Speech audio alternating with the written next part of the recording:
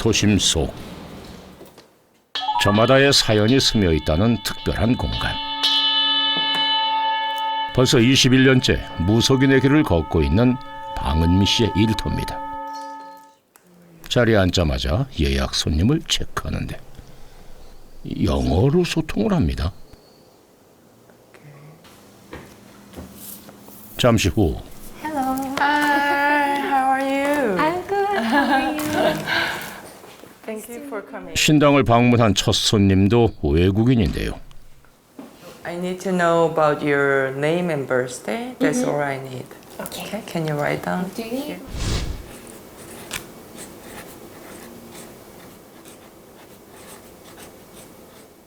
점괘를 내기에 앞서 생년월일을 먼저 체크하고 사주풀이를 하는 모습. 여느 신당의 풍경과 다르진 않지만 외국인이 점을 본다니 어쩐지 좀 생소해 보입니다. 한국 무속인과 외국인 손님, 깊이 있는 소통이 가능할까 싶은데요. You didn't get married yet, right? No. But you are interested in marriage life also. A Oh, little. yes, Yes. Because you were not, you didn't think about the marriage actually until maybe before 30. But Yes. now it comes to you sometimes. Your love life will be beginning soon, quite soon. And then especially this winter time, it's gonna be a really good time for this. So you need to make your eyes open. Okay, so 능숙한 영어로 술술 말 그대로 no problem. 그녀는 어쩌다 외국인들을 상대로 점을 봐주게 된 걸까? 어느 날 그냥 문득 궁금한 거예요. 내가 이제 한국 무당이긴 한데 외국인들 점사는 볼 수 없나? 그 가능한가? 이런 약간 호기심도 생겼었고 그래서 그 당시에 이제 홈페이지도 영문으로 좀 바꿔보고 그랬는데 그 영문 홈페이지를 보고 외신 기자들 연락이 오기 시작했고 호기심에서 시작된 그녀의 특별한 도전은 해외의 한국의 무속 신앙을 알리는 시작점이 됐습니다. 미국 허밍턴 포스트를 비롯해 프랑스, 이탈리아의 언론사까지 그녀를 소개했고 지금은 국내보다 해외에서 더 유명한 K 무당이 됐죠. That was really intimidating. The time I sat on this chair, I started to feel something is different. The mood is different. Usually in Europe specifically, I don't think shamanism is very famous, kind of like very integrated, but I see that it's quite different, and yeah, it's really interesting. 점심시간. 누군가에게 전화를 겁니다. 연결이 되지 않아 음성사서함으로 연결되며 전화 연결도 안 되고 카톡도 안 보고 누구랑 같이 있나? 하는 거야? 행동이 매우 조심스러운데요. 양말도 안 벗고 자고. 누굴까요? 아 저희 아들이 학교 이제 대학 졸업해가지고 캐나다에서 올해 5월달에 왔어요. 근데 아들들 공통점인가? 어떻게 엄마가 안 챙기면 맨날 햄버거 먹고 막 바깥 음식 먹고 하니까 잠깐 밥 챙겨주러 왔어요. 캐나다 유학에서 돌아와 4개월 전부터 같이 살게 된 아들이랍니다. 아들 끼니를 손수 챙겨주기 위해 일하다 말고 급하게 집으로 온 건데요. 아들이 몇 살이시고요? 23살이요. 23살이요? 네. 그러면 그냥 혼자 차려 먹고 해도 되잖아요. 근데 사연이 있죠. 저희끼리 모자가는 사연이 있습니다. 인기척의 방에서 나온 아들. 엄마는 이따가 먹을게. 글쎄 진수성찬이 차려졌습니다. 너 뭐 이리 많이 잘했어. 이게? 청국장만 있으면 되는데 나. 좀 많긴 많다, 그치? 혼자 어떻게 다 먹어? 근데 너가 잘 먹잖아. 이렇게 다는 못 먹는데. 나는 못 먹어. 맨날 이제 이렇게 먹여주고 싶어요. 어? 이렇게 먹여주고 싶어 가끔? 하지. 그래도 다 큰 성인인데. 그치, 다 큰 성인이지. 마치 어린아이 대하듯 20살 넘은 아들을 챙긴다는 은미 씨. 무슨 사연이 있는 걸까요? 잠시 후 아들이 외출 준비를 합니다. 일하러 가는데 이렇게 입고 가는 거야? 괜찮아? 이렇게 어? 별로야? 별로야? 은미 씨, 아들의 옷차림이 영 마음에 안 드는 모양인데요. 어떤 여기 옷 그 면접 볼 때 지난번에 그 준비해 놓은 정장 있잖아. 이거 셔츠에다가 타이하고. 아 근데 레스토랑 이런 면접 볼 때는 어. 편하게 옷 입고 오라 해가지고 아 그래도 이렇게 가는 게 맞지 않아? 괜찮다고 했지만 그래도 뭔가 약간 내가 예의를 갖춰서 왔다 이런 거. 괜찮을 것 같은데. 아니야 이렇게 왜냐면 한국인데 아무리 레스토랑 키친이어도 좀 그래도 타이하고 이렇게 가는 게 맞을 것 같은데. 레스토랑에서 누가 이렇게 입어? 이제 그러니까 일할 때는 이제 뭐 앞치마 하고 하겠지만 그래도 정식 면접이니까 이렇게 입었으면 좋겠어? 부탁이야. 알았어요. 이렇게 갈아입고 가줘. 구두 정장 구두 신고 그 자켓은 그냥 가지고 가면 돼. 더우니까. 알았어. 문 닫아? 알았어. 알았어. 저도 나름대로 다 큰 성인이긴 한데 이제 약간 어릴 때 저를 대하는 것처럼 대할 때가 있거든요.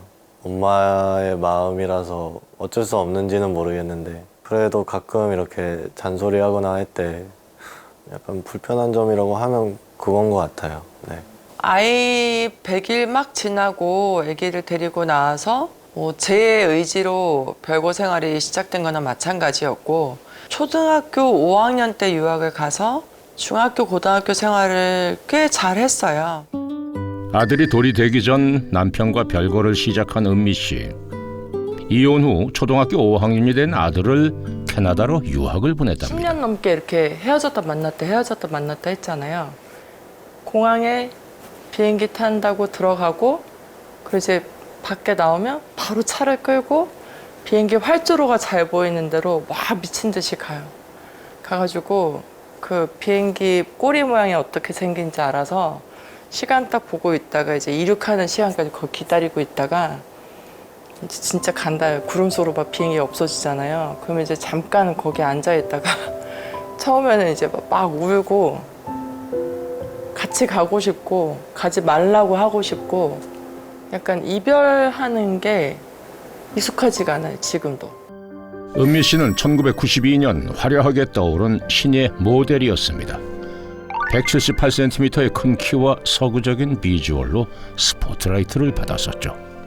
느닷없이 아침에 눈을 떴더니 왼쪽 얼굴과 왼쪽 어깨 그리고 팔이 제가 제 맘대로 할 수 없는 그런 마비 증상이 왔었고 구안의사가 온 거다, 일시적일 거다, 치료를 받으면 나을 거다 했는데 한의원을 다녔지만 별다른 차도가 없었고 또 이제 양방으로 이제 그 신경외과라든지 이런 데를 가서 전기 치료도 받고 뭐 여러 가지 이제 방법을 써봤는데 그게 그때뿐이지 지속적으로 뭔가 이렇게 나아지는 상황이 없었어요.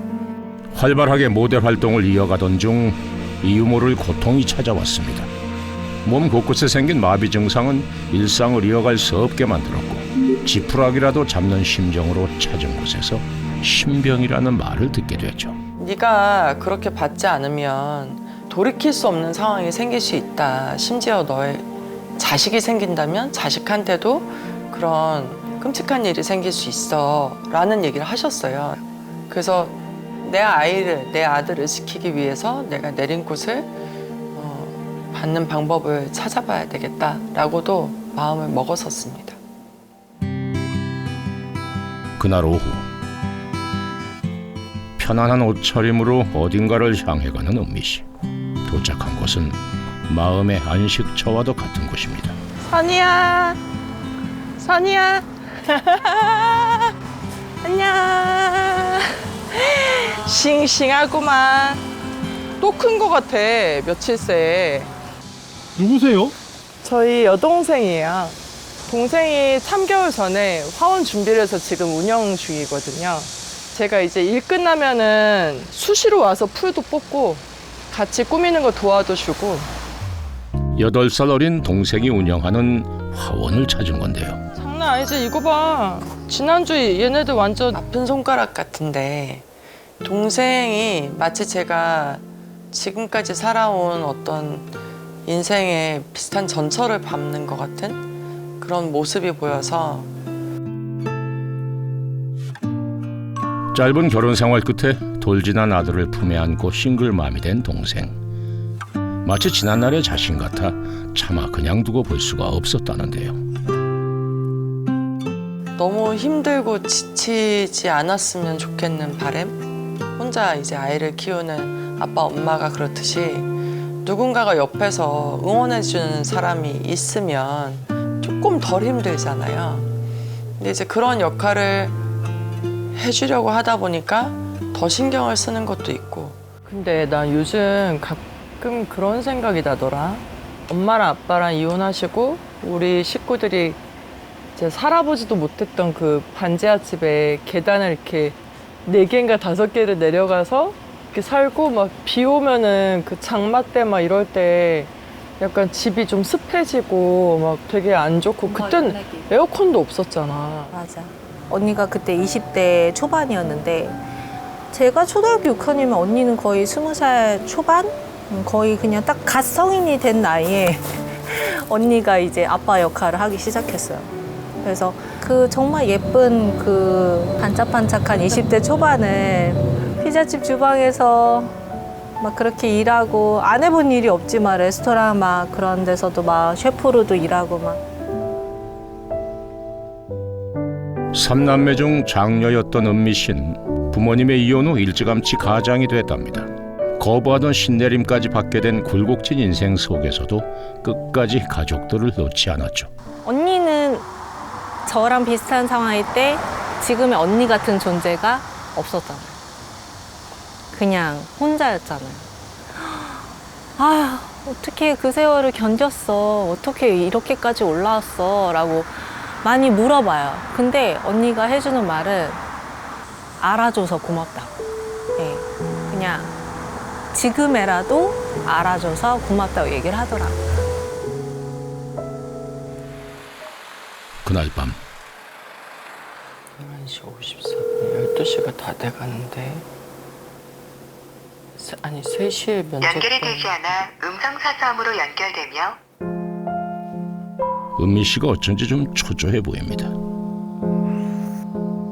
자정이 다 돼가는데 아들이 아직 집에 오지 않은 건데요. 아니 저희 아들이 오늘 면접이 있어서 좀 일찍 나갔는데 지금 벌써 끝나고 집에 왔어도 왔을 시간인데 어떤 얘기도 없이 지금 늦은 적이 처음이라 좀 당황스럽네요. 연락조차 되질 않으니 불안한 마음은 커져만 가는데요. 드디어 아들이 도착한 모양. 어떻게 된 거야? 왜? 연락도 안 되고 전화했는데 전화도 안 받고 전화했어? 왜못 봐가지고. 뭐 무슨 사고 난 줄 알았잖아. 아 무슨 사고가 나. 아 당연히 연락 안 되면 사고 난 줄 알지. 그냥 좀 혼자 생각도 좀 하고 그럴 수 있지. 응? 메시지라도 좀 해주지, 카톡이라도. 친구들하고 같이 있을 때 카톡도 해주고 하더만. 그냥 좀 혼자 생각하고 싶었었어. 자켓 받아줄까? 괜찮아. 괜찮아. 받아줄게. 괜찮아. No, it's okay. It's okay. Just I don't want to talk about it right now. Please. 힘들다. 이럴 땐 어떻게 다가가야 하는 걸까? 엄마 노릇이 익숙치 않은 은미 씨 답답하기만 합니다. 좀 혼자 생각하고 싶은 것도 있고 갑자기 생기고 해가지고 혼자만의 시간을 좀 갖고 싶은데 집에 와서도 또 엄마도 계속 꼬치꼬치 캐묻고 하니까 좀 부담이 된 것 같아요, 조금. 엄마 눈엔 아직 어린아이지만 아들은 이미 성인. 지나친 관심이 부담스러울 법도 한데요. 강산도 변한다는 10년 세월이 쌓아올린 벽을 어떻게 허물어야 할지 은미 씨 생각이 많아집니다. 여기 이사 왔을 때만 해도 되게 꼬마였는데 크니까 오히려 좀 약간 다가가기가 좀 어려울 때가 있네요. 사실 은미 씨가 다 큰 아들을 유난히 챙기는 데는 또 다른 이유가 있다는데요.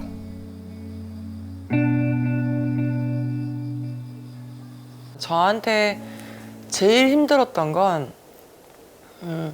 아들이 돌이 막 지났을 때, 이제 태어난 지 1년이 조금 막 지났을 때 그쯤 이제 내림을 받았는데, 내림을 받고 나서 아들과 거의 떨어져 지냈던 3년이 가장 힘들었어요.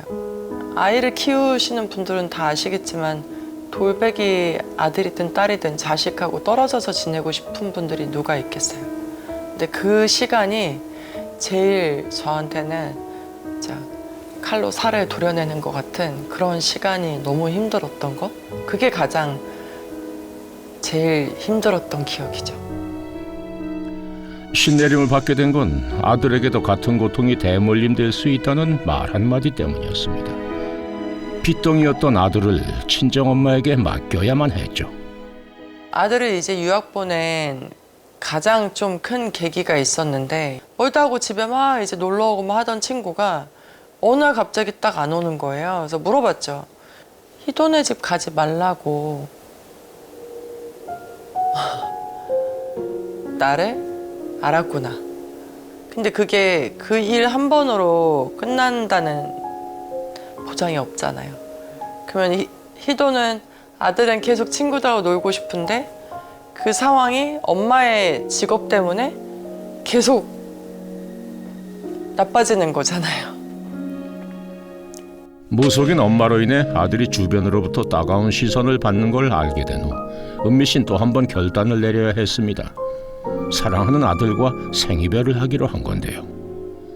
갑자기 왠지 모르게 눈물이 나더라고요. 아, 진짜 가족들 보고 싶다, 엄마 보고 싶다. 도중에 포기하고 한국으로 다시 돌아가 볼까? 이런 생각이 종종 들긴 했죠. 그러면서도 어느 한편으로는 저도 이제 엄마가 이렇게 열심히 하고 고생하고 그런 걸 알고 있는데 좀 더 자랑스럽게 느낄 수 있는 아들이 되게끔 저도 노력해보고 싶었어요. 네. 다음 날 모자가 함께 외출에 나섰습니다. 근데 어젯밤 일 때문인지 조용한 차 안 은미 씨의 표정도 밝지 않은데요. 많이 안 좋아? 약간 머리가 조금 지끈지끈하고. 이틀 동안 계속 아프다는데 원래 안 좋았었어? 아니야, 괜찮았어. 괜찮은데 자꾸 이제 막 잠을 못 자니. 잠을 못 잘 정도면은 심할 수도 있는 거다. 아니 별일 아니겠지. 괜찮아. 나 캐나다 있을 때도 이랬어? 아프면 막 별일 아니지 하고 병원 안 가고.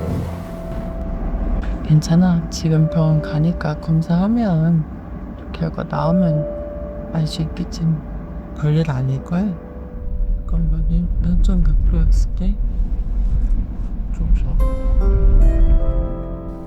며칠째 이어진 두통에 밤잠까지 설친 은미 씨. 보다 못한 아들이 엄마를 설득해 병원에 가기로 한 겁니다. 단순 두통과는 다른 증상들, 결국 정밀 검사를 받기로 했습니다. 초조한 듯 앉아있지도 못하고 아들은 엄마의 곁을 맴도는데요. 그대로 검사 진행할게요. 은미 씨에게 무슨 일이 생긴 걸까요? 이제 오면서도 사실 제 생각보다도 이게 아들하고 같이 오는 게 맞는 건가? 그냥 혼자 온다 할 걸 그랬나? 뭔가 아들한테 제가 걱정이 되는 존재가 되는 게 좀 싫어서 혹시라도 무슨 안 좋은 이야기 들으면 그게 이제 아들의 일상을 좀 힘들게 할까 봐 그런 생각을 하게 됐죠. 아들에게 걱정을 끼친 건 아닐까 마음이 불편한 엄마. 과연 검사 결과는 어떻게 나올까요? 뇌 MRI상 송과체라고 하는 부분에 물혹이 보입니다. 우리 송과체라고 하는 부분은 뇌에서도 굉장히 깊숙한 부분에 있는 그런 부위예요. 뇌 영역에서 중앙에 가장 정중앙이라고 생각하시면 되고, 이곳은 뇌에서도 가장 깊숙이 있기 때문에 수술하기가 쉬운 곳은 아닙니다. 굉장히 까다로운 곳이고, 이제 중앙을 이제 침범하기 때문에 수술을 하러 들어갔다가 예를 들어 뇌의 중요한 다른 신경이나 다른 영역을 이제 건드렸을 때 예상치 못하는 이런 합병증이나 문제가 발생할 수 있기 때문에 굉장히 위험한 곳에 위치한 물혹은 맞습니다. 지금 본인이 가지고 있는 송과체 물혹은 2.5cm로 송과체 낭종치고는 굉장히 좀 큰 편이에요. 보통은 1cm 미만에서 발견되는 경우가 많습니다.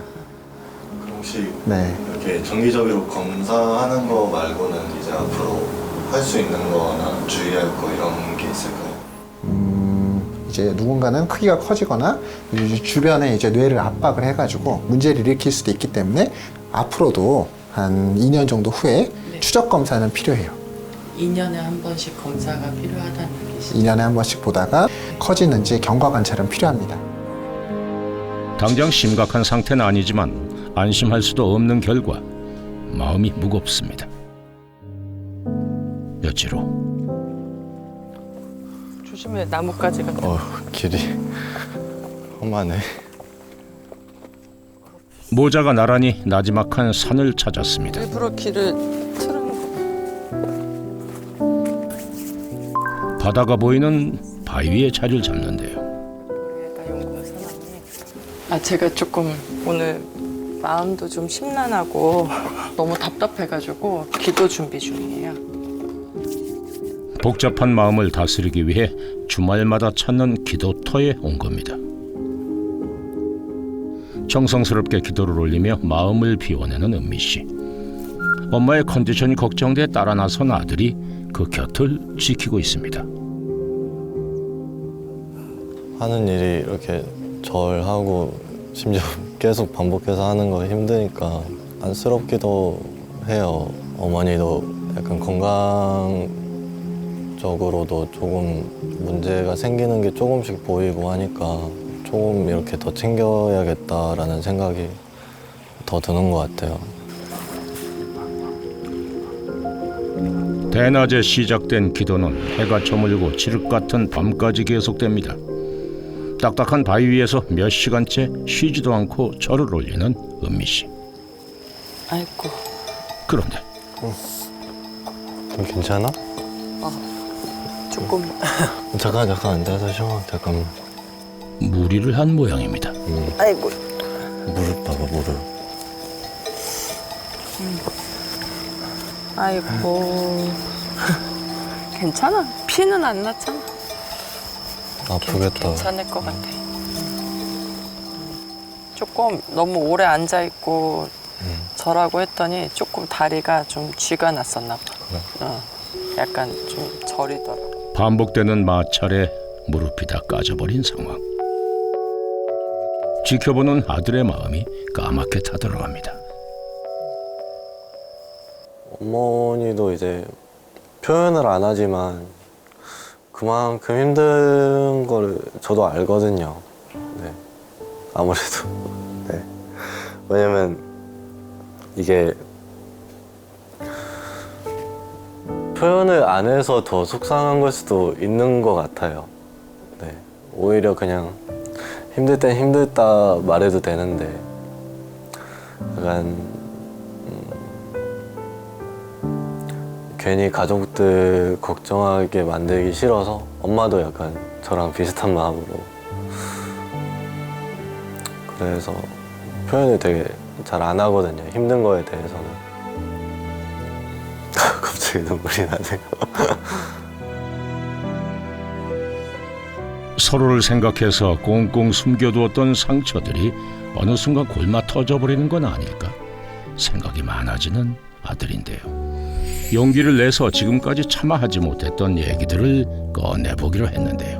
엄마 바쁜 거 아는데 시간 내줘서 왔던 것도 고맙고. 사실 캐나다 있으면서 아무래도 어렸으니까 엄마 보고 싶고 그랬던 적 많지.